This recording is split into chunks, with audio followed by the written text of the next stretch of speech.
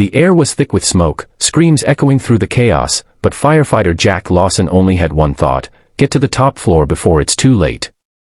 Jack had seen a lot in his 10 years with the department: car crashes, collapsed buildings, house fires with children inside, but nothing had prepared him for the inferno he walked into that Wednesday afternoon. The call came in at 3:12 p.m., structure fire at Titan Tower. Evacuate immediately. Possible entrapment on the upper levels. Titan Tower, the sleek, glass-paneled skyscraper that symbolized power and success in the heart of the city. He remembered looking up at it just 2 weeks ago, wondering what it must be like to work on the top floor.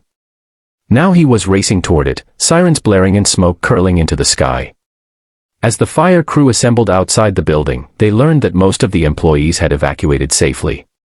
Most, but not all. A receptionist, barely holding back tears, cried out, "She's still up there." Ms. Whitmore, the CEO. She was in a board meeting and didn't come out. Jack's heart dropped. The upper levels were already engulfed. The elevator was down, and the stairwell was collapsing in places. But there was no hesitation. He tightened his mask, adjusted his gear, and charged into the building. Smoke clawed at his eyes, his lungs strained under the mask, and every step upward was a battle. Floors groaned underfoot, walls buckled. But Jack pressed on, crawling through flames, his only guide the faint sound of a woman coughing above. He reached the 32nd floor, barely standing. The once luxurious lobby was charred black, chairs smoldering, glass melted in streaks. At the far end of the hall, a woman pounded on the inside of a jammed office door, flames licking at the walls around her. "Hold on. I'm coming," Jack shouted, his voice hoarse through the mask. She turned toward him, her eyes wide with terror and disbelief. "Please, I can't get the door open." Jack didn't wait. He swung the butt of his axe into the glass wall beside the door, shattering it enough to crawl through. Smoke billowed into the room, and he pulled her close, draping his turnout coat over her shoulders. "We need to move. Now." She nodded, trying to be brave, but her legs trembled under her. I'm Claire Whitmore." He almost froze. Claire Whitmore, the billionaire CEO, the woman on every magazine cover, hailed as a ruthless leader, the kind who fired 1,000 with a pen stroke. But right now, she wasn't a CEO. She was just a woman, trapped, coughing, terrified. "I'm Jack. Let's get you out of here." They fought their way down flight after flight, fire roaring behind them, floor after floor crumbling around their heels. Jack shielded her from falling debris with his body more than once, taking bruises, burns, and exhaustion in silence.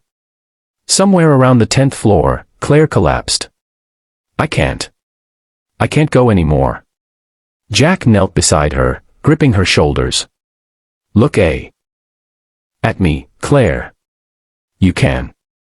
You're going to walk out of this building. And when you do, you're going to live differently. You hear me?" Tears streaked her smoke-blackened face. "Why are you doing this? You don't even know me." He smiled faintly.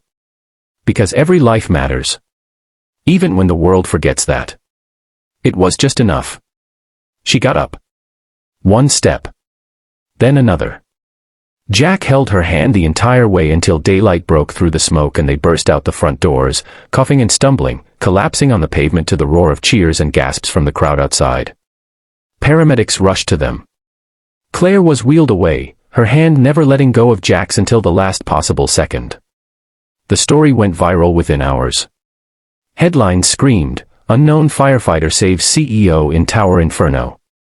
News anchors praised the courage. Jack's photo, soot-covered, eyes determined, became a symbol of heroism. But Jack didn't care for the fame. A week later, Claire showed up at the firehouse, bandages on her arm, a quiet humility in her eyes. She waited until Jack came out of the garage. "I thought you should know," she said softly, "I resigned yesterday." Jack raised an eyebrow. "Why?" "I've built an empire, but I forgot about the people who built it with me. That day, when you said every life matters, it changed something in me." Jack nodded. "Good. Because that fire could have taken either of us. Life's too short to live without meaning." She offered him a smile. I'm starting a new foundation. Firefighter support, community rebuilding, mental health for first responders. I'd like your help. If you're willing. Jack chuckled. Only if I get to keep my day job. They both laughed, a rare, quiet moment between two people whose lives had been forever changed in the flames.